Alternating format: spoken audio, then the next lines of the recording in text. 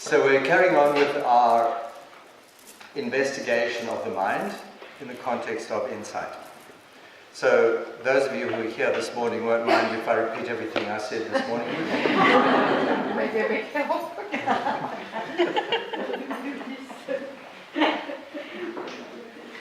Yeah, usually I have to say things a few times before it gets through your thick skull.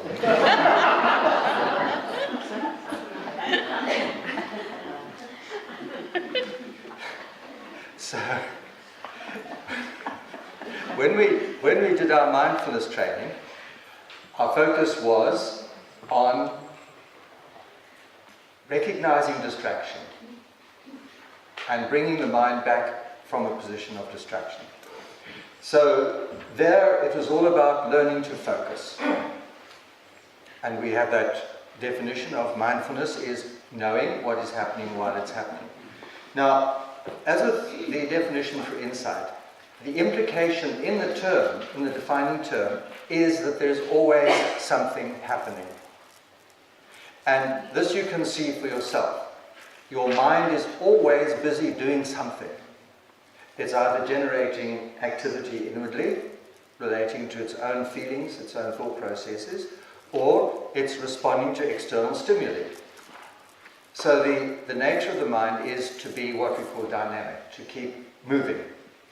And if we don't have mindfulness, the mind moves and does things without our realizing it. So we could say we're not there, we're not fully present. And this is the nature of distraction. Distraction is when my energy, my mind energy, is fragmented. So that I might be doing something here, thinking of something else, and spilling my tea like everybody does when they walk up and down this corridor here. So that is the non-mindful condition.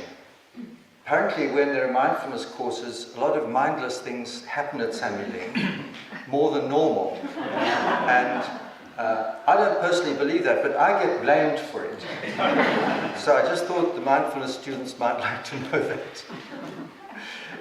So the lack of mindfulness results in fragmentation. Fragmentation results in not knowing what I'm doing while I'm doing it. So it's like only being partially present. So we train in mindfulness to bring the mind more and more into focus in the moment. So that is our definition, knowing what is happening while it's happening. The knowing quality isn't one of working things out. It's not, I know this because I worked it out, I know it because I followed a theory. It's the knowing of direct perception. And this is a characteristic of everything we do within the field of mind training. It is working with direct perception. So it is, the term we use is it's experiential. We're constantly pushing the boundaries of our experience. And this is interesting because it's not as though we're pushing into new areas of experience. As human beings, we are already experiencing a huge amount more than we realize. But because we're not mindful, we're not connected, we don't realize what's happening. But with mindfulness, we push that boundary. So it's as though we become increasingly in touch with the characteristics of the mind state and with the activity of the mind. So that's the dimension of mindfulness training, and that's the one we've been working with over the last, how long? 3 years, probably? 3 years. So by now you're all very mindful, and we've combined compassion training with that. So the result is you're very compassionately mindful. The reason we combine compassion training with the training of mindfulness is so that when we expose activities to the mind, instead of going into reactive self-attacking or feeling of defeat or depression or whatever, we are able warmly to embrace and accept the totality of our experience. And that's very important because particularly in the Western world, there's a huge tendency among people to reject themselves, to not like themselves, to not like the way they are. And when we start through our mindfulness discovering more about what we are, who we are, what's going on, the tendency is for that not liking to become heightened or maybe even intensified. So we bring in compassion. We recognize we are human beings, we're not perfect. As I was telling you all this morning, we are a lot of neurotic messes, and that's okay. There's nothing wrong with that. It's okay to be like that. Once we're a little bit stabilized in mindfulness, we can go on to the next stage, which is insight. And we define insight almost the same way. We change one word. Mindfulness is knowing what's happening while it's happening.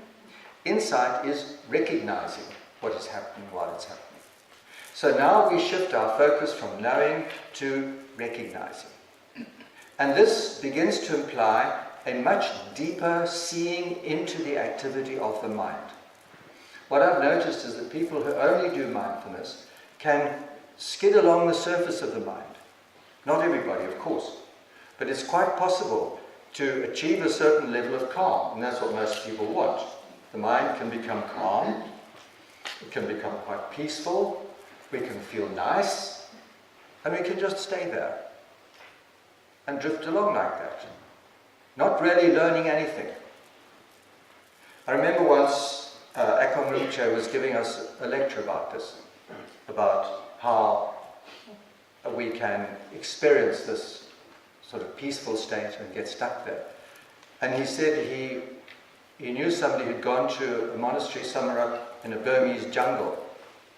And there were all these monks. They were wonderful monks. They'd been practicing there for years and years, and they had all this mindfulness, and they were very peaceful. But apparently, that's as far as they got. They weren't becoming enlightened, they weren't developing insight. And they were all happy little smiley monks, and they got old and they had wrinkled faces. So the term had gone around that they were like little old apples. You know, if you store an apple in the winter, it just gets more and more wrinkled and smiley. And that was about all. So you can become a little old apple. And that's great, you know, it means you have a peaceful life, but you don't get anywhere. So mindfulness on its own, I've discovered, doesn't necessarily lead to insight. And insight is the key to liberation, the key to freeing the mind. So now we have to ask, what is the mind, what is the state of the mind that is not free? The not free mind is the mind that's locked into delusion. Now, of course, the beginning of the delusion is buying into the idea that there is a separate egocentric identity here. But that's going a bit far for you at the moment. We lock into delusions all along the way. If you look at your mind, what you'll notice is that any moment you have a set of ideas about yourself, about your life, about reality around you, about how things are and how things should be. And that perception locks you into being in a particular way in the world. And it cuts you off from what's really going on. You become isolated by your way of viewing things. And the most important area of isolation is the way you view yourself. Do you realize that at this very moment, you are sitting here with a self-perception? Would any of you care to reflect on your self-perception at this moment? And if it's not too embarrassing, would you care to share it?